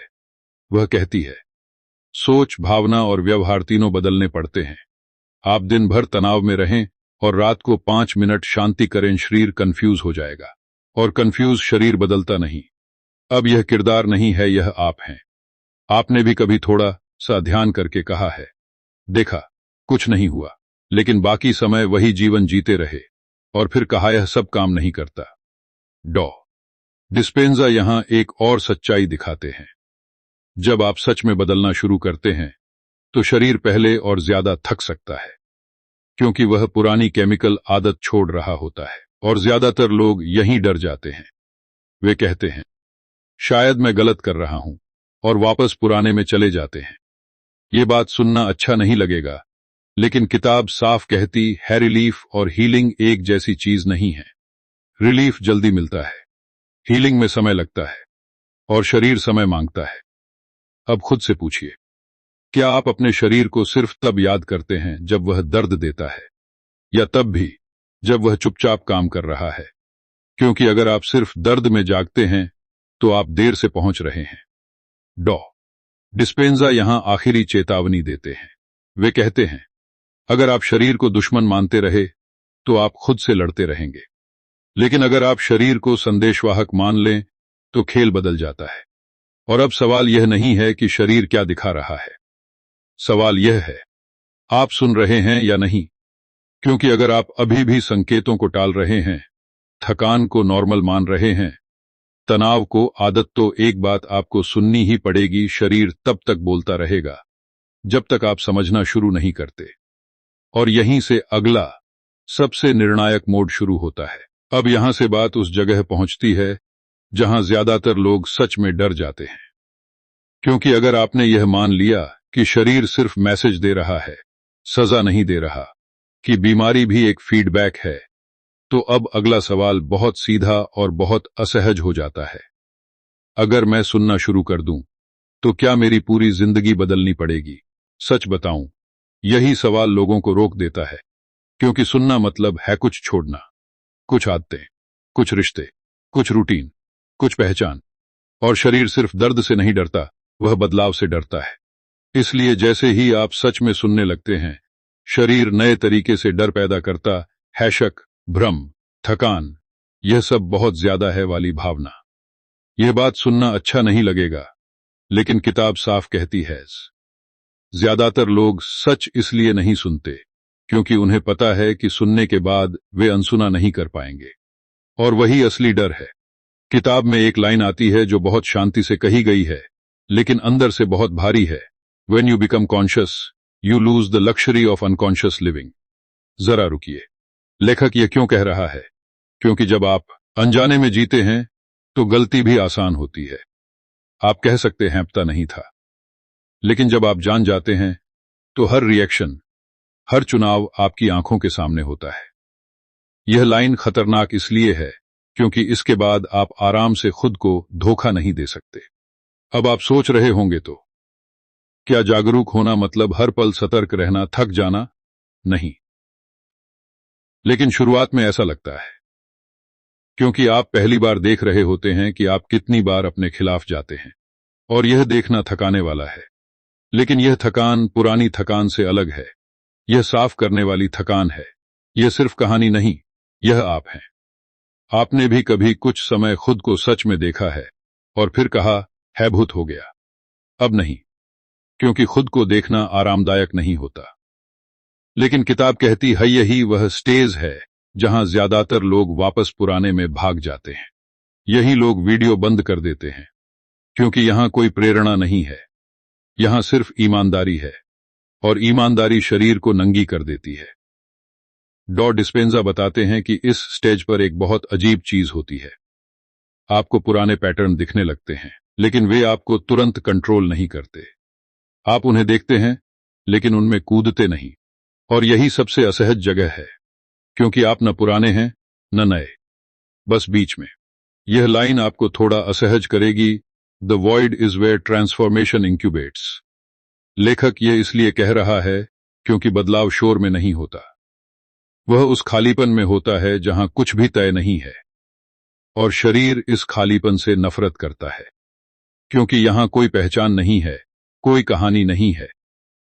अब ईमानदारी से बताइए, क्या आपने कभी ऐसा महसूस किया है कि आप पुराने जैसे नहीं रहे, लेकिन नए भी नहीं बने, और उसी समय आपने कुछ ऐसा किया जिससे आप फिर पुराने बन जाए? यह सिर्फ कहानी नहीं, यह आपकी आदत है, क्योंकि बीच की जगह डराती है। अब एक उदाहरण आता है। एक आदमी जिसने महसूस किया कि उसका काम उसे अंदर से खा रहा है। पहले वह थका हुआ था, फिर उसने सच सुना, लेकिन छोड़ने की हिम्मत नहीं थी। कुछ महीनों तक वह बेचैन रहा, न पूरी तरह वहीं, न पूरी तरह बाहर। यह समय बहुत कठिन था, लेकिन उसी समय उसने पहली बार खुद से ईमानदार बातचीत की। यह सिर्फ कहानी नहीं, यह आप हैं। आपने भी कभी किसी चीज को छोड़ने से पहले यही बेचैनी झेली है। किताब यहां एक बहुत जरूरी फर्क बताती है बेचैनी और डर में। डर भागने को कहता है, बेचैनी रुकने को। अगर आप बेचैनी में टिक जाते हैं तो वह साफ होने लगती है, लेकिन अगर आप डर समझकर भागते हैं तो आप फिर पुराने में लौट जाते हैं। यह बात सुनना अच्छा नहीं लगेगा, लेकिन लेखक साफ कहते हैं, आपका शरीर हर बार आपको टेस्ट करेगा कि क्या आप सच में सुन रहे हैं या बस समझने का नाटक कर रहे हैं। और हर टेस्ट थोड़ा और गहरा होगा, क्योंकि अब आप जान चुके हैं। अब यह किरदार नहीं है, यह आप हैं। आपने भी कभी खुद से कहा है, अब पता है लेकिन अभी नहीं। और वही अभी नहीं महीनों, सालों बन जाता है और शरीर राहत की सांस लेता है। डॉ डिस्पेंजा यहां बहुत साफ चेतावनी देते हैं। अगर आपने सुनना शुरू किया और फिर वापस पुराने में गए तो बेचैनी और बढ़ेगी, क्योंकि अब अंदर एक हिस्सा जाग चुका है और वह चुप नहीं बैठेगा। यह लाइन आपको थोड़ा असहज करेगी, you can't unsee what you've seen. लेखक यह इसलिए कह रहा है क्योंकि जागरूकता एक तरफा दरवाजा है। अंदर जाने के बाद आप वापस वैसे नहीं रह सकते। इस लाइन को न मानने का नुकसान यह है कि आप सोचेंगे, मैं बाद में बदलूंगा, लेकिन बाद में अब पहले जैसा नहीं रहेगा। अब आप सोच रहे होंगे तो क्या इसका मतलब है कि जिंदगी और कठिन हो जाएगी? शुरुआत में हां, लेकिन किताब यहां एक बहुत गहरी सच्चाई दिखाती, हैक्टिन इसलिए नहीं होती कि जिंदगी खराब हो रही है, कठिन इसलिए होती है क्योंकि आप झूठ में नहीं रह रहे। अब यह किरदार नहीं है, यह आप हैं। आपने भी कभी सच चुनने के बाद कुछ खोया है, आराम, लोगों की तारीफ, पुरानी पहचान, लेकिन कहीं अंदर हल्कापन भी महसूस किया है, और वही हल्कापन असली संकेत है। डिस्पेंजा कहते हैं, अगर आप इस स्टेज पर टिक गए, अगर आपने बीच की जगह से भागना बंद कर दिया, तो कुछ बदलता है, धीरे, चुपचाप, लेकिन स्थायी। अब खुद से पूछिए, क्या आप सच सुनने के बाद भी वही जिंदगी जीने की कोशिश कर रहे हैं? क्योंकि अगर हां, तो संघर्ष बढ़ेगा, और अगर आप बदलने की इजाजत दे दें तो डर बदलेगा। और अगर आप अभी भी सोच रहे हैं, मैं थोड़ा सुनूंगा, थोड़ा नहीं तो एक बात आपको सुननी ही पड़ेगी, आधा सच सबसे ज्यादा बेचैन करता है। और यहीं से अगला, आखिरी के करीब वाला चरण शुरू होता है। अब यहां से बात उस जगह पहुंचती है जहां कहानी लगभग पूरी लगने लगती है, लेकिन असल में यहीं सबसे बड़ा भ्रम पैदा होता है। क्योंकि अगर आपने यह मान लिया कि आधा सच सबसे ज्यादा बेचैन करता है, कि जागरूकता के बाद वापस पुराने में जाना और भी दर्द देता है, तो अब एक बहुत खतरनाक सवाल सामने आता है। अगर मैं सच में बदल रहा हूं तो मुझे कैसे पता चलेगा? और यहीं ज्यादातर लोग खुद को धोखा दे देते हैं। सच बताऊं, इस स्टेज पर लोग बाहरी संकेत ढूंढने लगते हैं। पैसा बढ़ा या नहीं, रिश्ते सुधरे या नहीं, हालात बदले या नहीं। और अगर ये तुरंत नहीं दिखते तो वे कहते हैं, शायद मैं सही रास्ते पर नहीं हूं। और यही सबसे बड़ी गलती होती है, क्योंकि जो डिस्पेंजा साफ कहते हैं, बाहरी दुनिया हमेशा अंदर से पीछे चलती है, और अगर आप बाहर से पुष्टि ढूंढते हैं तो आप फिर से शरीर को कमान सौंप देते हैं। किताब में एक लाइन आती है जो बहुत शांत है, लेकिन बहुत निर्णायक है। Real change is measured by your reactions, not your results. जरा रुकिए, लेखक ये क्यों कह रहा है? क्योंकि रिजल्ट कई चीजों पर निर्भर करते हैं, समय, लोग, परिस्थिति, लेकिन आपकी प्रतिक्रिया सिर्फ आप पर निर्भर करती है। यह लाइन खतरनाक इसलिए है क्योंकि अगर आप इसे नहीं मानते तो आप हर दिन खुद से पूछते रहेंगे, क्या हुआ, क्या बदला? और इस सवाल में आप नई स्टेट से बाहर आ जाते हैं। अब ईमानदारी से बताइए, क्या आपने कभी खुद को यह कहते सुना है, अब मुझे फर्क नहीं पड़ता, लेकिन अंदर आपने फिर भी हिसाब लगाया है? यह सिर्फ कहानी नहीं, यह आपकी आदत है, क्योंकि शरीर को रिजल्ट चाहिए अभी, और जब नहीं मिलता तो वह नई स्टेट को बेकार साबित करने लगता है। यह बात सुनना अच्छा नहीं लगेगा, लेकिन किताब यहां बहुत साफ करती है। जब आप सच में बदल रहे होते हैं तो शुरुआत में आपको खुद पर शक ज्यादा होता है, कम नहीं, क्योंकि आप पुराने पैटर्न को पहचानने लगते हैं। पहले आप उन्हें जीते थे, अब आप उन्हें देखते हैं, और देखने में ज्यादा दर्द होता है। लेकिन यही प्रगति का संकेत है। यही लोग वीडियो बंद कर देते हैं क्योंकि उन्हें लगता है मैं तो और ज्यादा कंफ्यूज हो गया हूं। लेकिन डॉ डिस्पेंजा कहते हैं फ्यूजन का मतलब यह नहीं कि आप गलत जा रहे हैं। कंफ्यूजन का मतलब है कि पुराना सिस्टम टूट रहा है और नया अभी सेट नहीं हुआ। अब एक उदाहरण आता है। एक आदमी जो पहले हर बात पर तुरंत जवाब देता था, अब वह रुकने लगा। बाहर से कुछ नहीं बदला, लोग वही थे, बातें वही थीं, लेकिन अंदर वह देख रहा था मैं पहले ऐसा करता था और अब वह नहीं कर रहा। उसे लगा बस इतना ही, लेकिन कुछ हफ्तों बाद उसने महसूस किया मेरी थकान कम हो गई है। अब यह सिर्फ कहानी नहीं, यह आप हैं। आपने भी कभी छोटी सी चीज बदली है और बाद में उसका असर महसूस किया है। किताब यहां एक बहुत सूक्ष्म फर्क बताती है, शांति और कंट्रोल में। कंट्रोल में आप खुद को पकड़ते हैं, शांति में आप ढीले होते हैं। बाहर से दोनों एक जैसे लगते हैं, लेकिन अंदर एक में तनाव होता है, दूसरे में जगह। और अगर आप अंदर जगह महसूस करने लगे हैं तो आप बदल रहे हैं, चाहे बाहर कुछ भी न बदला हो। यह लाइन आपको थोड़ा असहज करेगी। If you are forcing it, you are still afraid.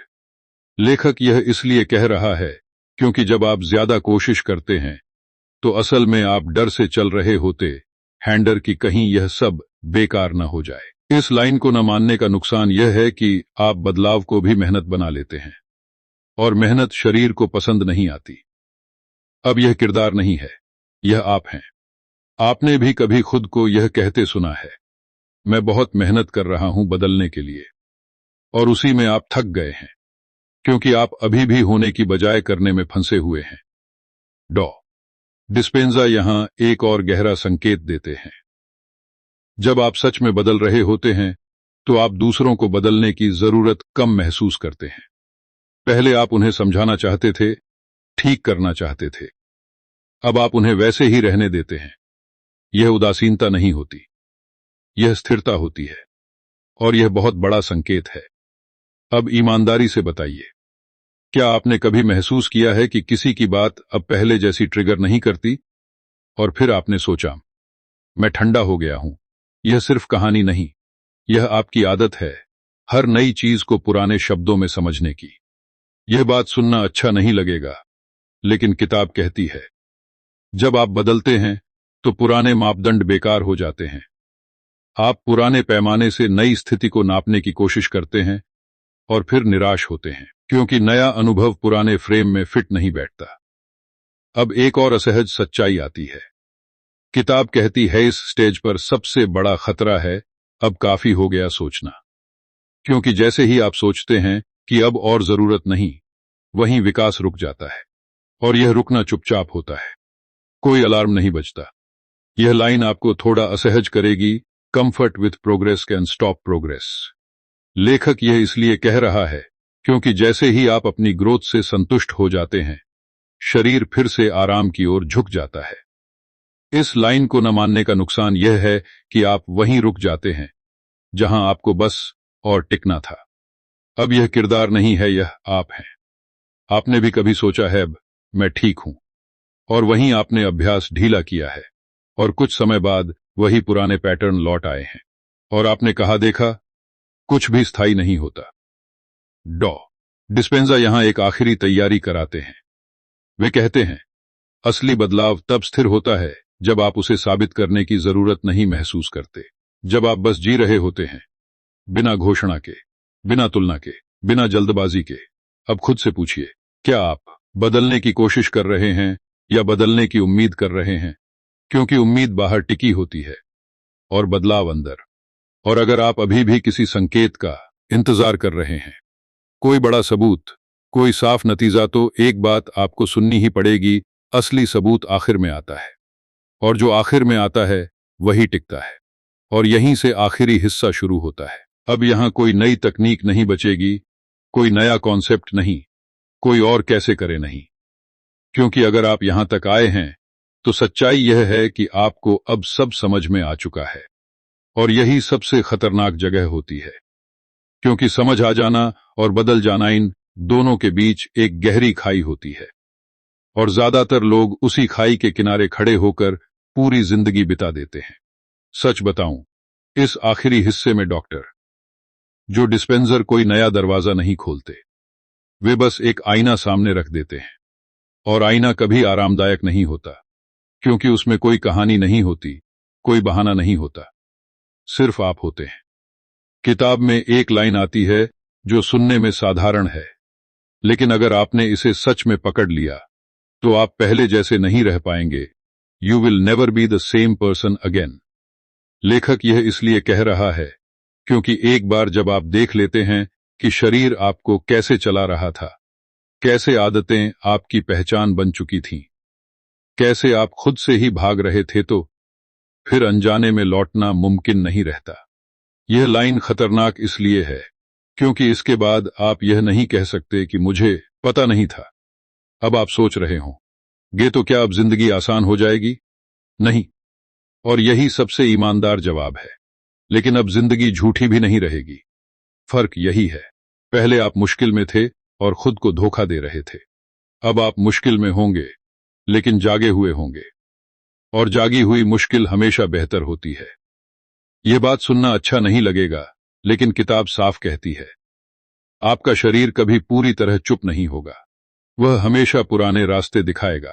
आराम, टालना, वही प्रतिक्रिया। फर्क बस इतना होगा कि अब आप उसे पहचान लेंगे, और पहचान ही आजादी की पहली शक्ल है। यह सिर्फ कहानी नहीं, यह आप हैं।